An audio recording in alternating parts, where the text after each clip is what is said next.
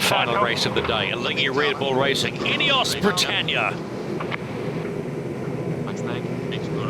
Slightly different approach from INEOS Britannia now, so this will be a planned manoeuvre. They had it lined up from a long way out, so all under control on the British boat. Loose, what are you thinking here, man? Just hold off them. Yeah, killing a lot to kill. Come down here. Yeah, okay. They might go for a circle here.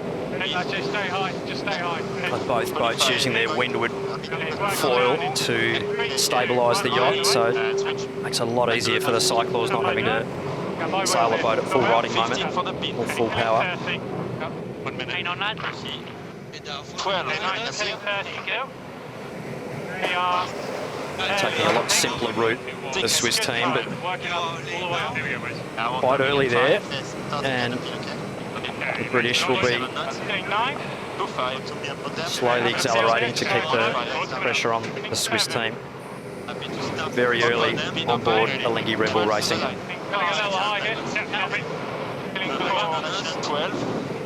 Still up higher, 1 more. Killing 2. Coming down here, pressing 1 bottom. Coming down a touch. INEOS Britannia staying high, letting the Swiss go down the line.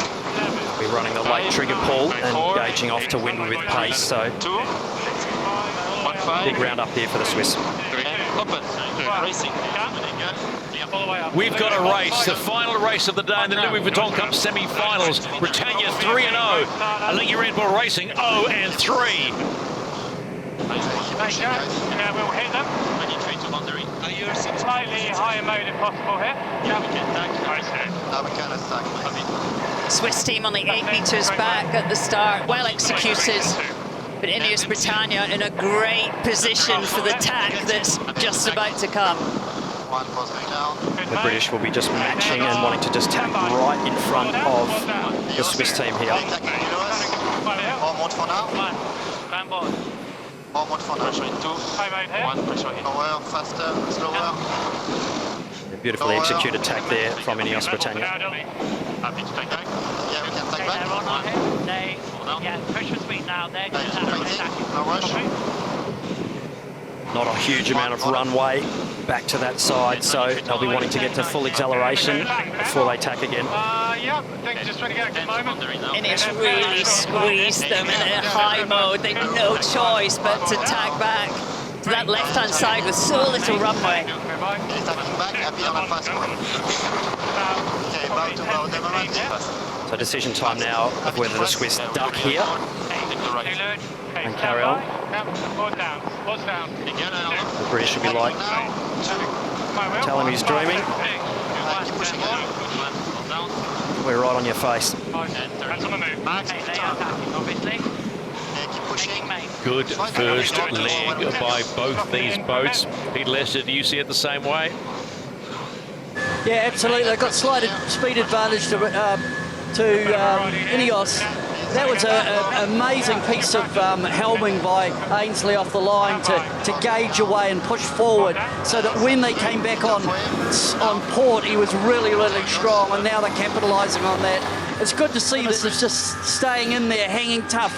The boats are, this is the most I've seen the boats in terms of pressure. Small jibs, they're flying. Another tack in front here by the British, just locking it down. Alinghi Red Bull Racing having to make some decisions here of how they sail this beat to keep it tight at the top.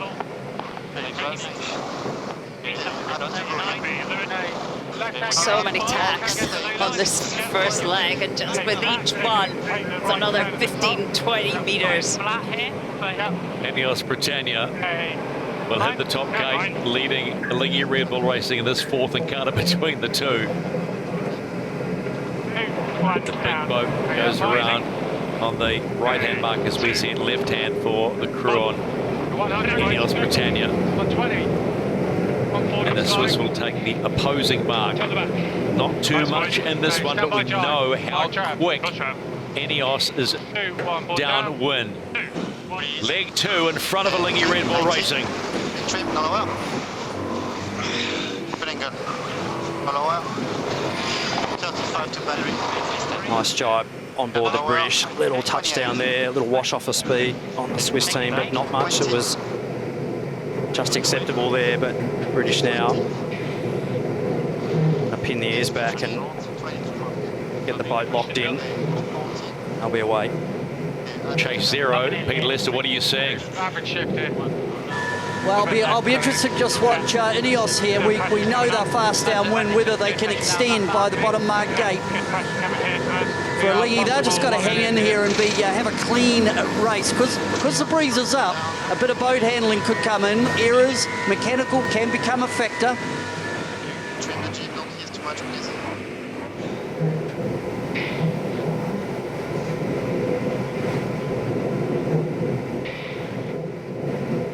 A bit right now. Yeah. Happy to continue. Okay. Sensational conditions here in Barcelona. It really doesn't get any better than this.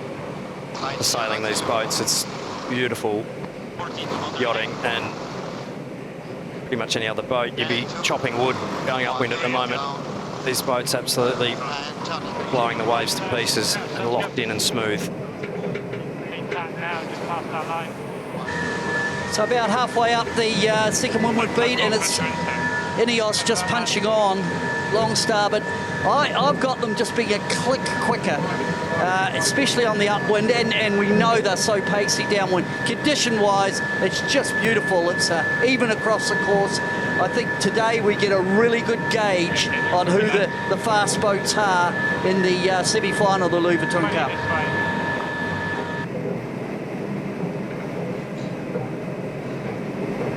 Certainly nice to see these AC75 sailing in some upper range conditions. We've seen a lot of light air 10 seconds. and sort of light to medium air over the last week or so, and fantastic to see these boats being pushed hard. And board. 2, 1, made. I will. 2, 1, get board. Basically all teams now just trying to keep the boats actually under about 45 knots of boat speed, so they're trying to sail or low down the track. You can sail a little faster, but you very much run into the cavitation, which is the flow of water going over the top surface of the foil. It's actually turning that flow into a gas. It's actually making the foil very draggy, so the team's needing to thread the eye of the needle for max performance downwind, keeping under the max cavitation speed and turning it down towards those bottom marks for max performance. Probably just keep it simple, one and in. Copy.